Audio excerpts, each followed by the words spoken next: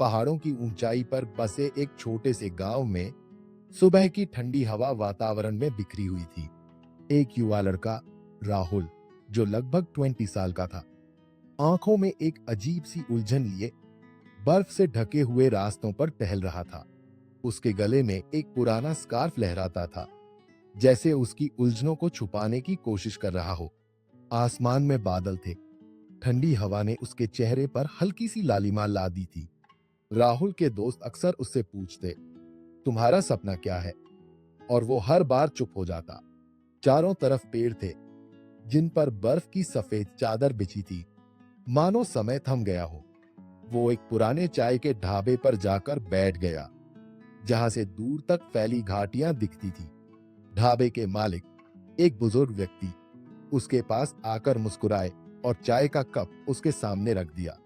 राहुल की आंखों में एक खोया हुआ सपना तैर रहा था, जिसे वो खुद भी समझ नहीं पा रहा था। पास के एक तालाब का पानी जम चुका था। सिर्फ बीच में एक खुला हिस्सा था, जहां कुछ पक्षी उड़ रहे थे। कभी कभी खुद को ढूंढने के लिए खो जाना पड़ता है, बूढ़े व्यक्ति ने कहा, एक धीमी आवाज में।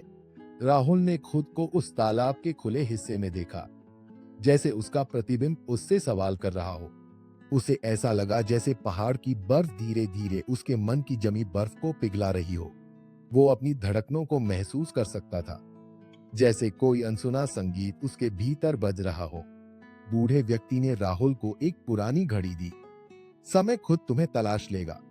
घड़ी के चलने की आवाज उस शांति में गूंज रही थी, जैसे हर टिक उसके अंदर की यात्रा का प्रतीक हो।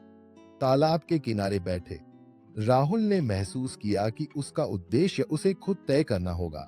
वो घड़ी उसकी जेब में रखकर मुस्कुराया, जैसे समय ने उसे गले लगा लिया हो।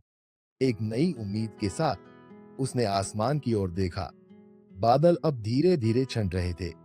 वो जानता था कि यात्रा लंबी है, लेकिन हर कदम उसे उसके उद्देश्य के करीब ले जाएगा। उसकी आंखों में अब उलझन की जगह संतोष और दृढ़ निश्चय का प्रतिबिंब था। राहुल ने गांव की ओर जाते रास्ते को देखा, जो अब उसे उसके नए सफर का आह्वान कर रहा था। पहाड़ों की ऊंचाई अब उसे बोझ नहीं, बल्कि एक नई उड़ान का निमंत्रण दे रही थी।